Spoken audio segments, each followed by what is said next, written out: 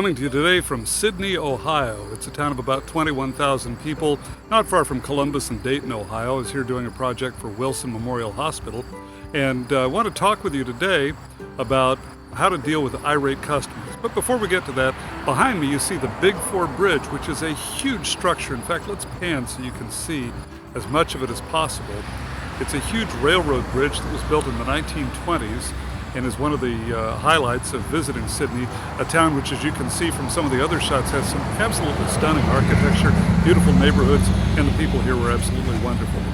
As I mentioned, I want to talk with you today about dealing with an irate customer. Hopefully we don't have to do that very often, but every now and then we deal with someone who is very upset.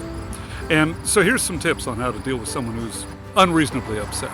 First of all, let's give them credit. Let's assume from the beginning that they're legitimate, their complaint is legitimate, and that they are right to feel the way that they do. Now, maybe later on we'll discover that they were being unreasonable, but from the start, let's assume that they're being reasonable about it. Now, next thing is to pause. Remember the stoplight metaphor. That means red means stop, just stop. Yellow, consider your range of options, and green, choose the best one. But more importantly than anything else, when you're dealing with someone who's really upset, is to pause, take a deep breath. Remember that we in the United States especially often breathe in short, shallow breaths, and so we want to take a deep breath just to allow us to regain our composure.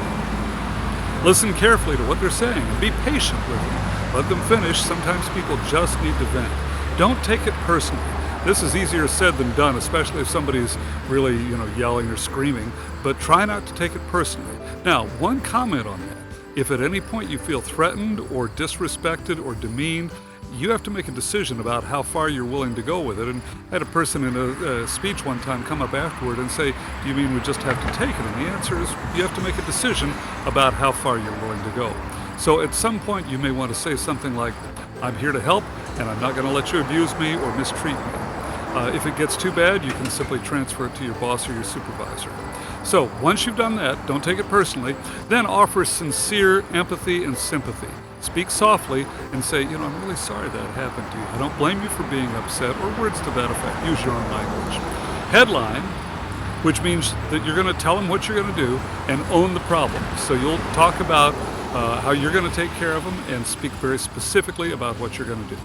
When you're done, after everything's calmed down, take a few minutes for yourself. Go off, maybe walk around the building, go to the restroom and splash some cool water on your face, but give yourself a few minutes to cool off. For more ideas on how to improve communication and customer service skills in your IT organization, bring Don's one-day IT customer service training seminar on-site to your location for your group, small or large. Visit www.doncrawley.com for the course description and outline. Or pick up a copy of Don's IT customer service book, The Compassionate Geek, How Engineers, IT Pros, and Other Tech Specialists Can Master Human Relations Skills to Deliver Outstanding Customer Service. Available in Kindle and paperback editions through Amazon and other resellers. Now, once again, here's Don. Some of the keys for dealing with someone who's really irate, a customer or otherwise: breathe, remember to pause and take a deep breath. Don't take it personally, because it's probably not about you. In fact, it may not have anything at all to do with you.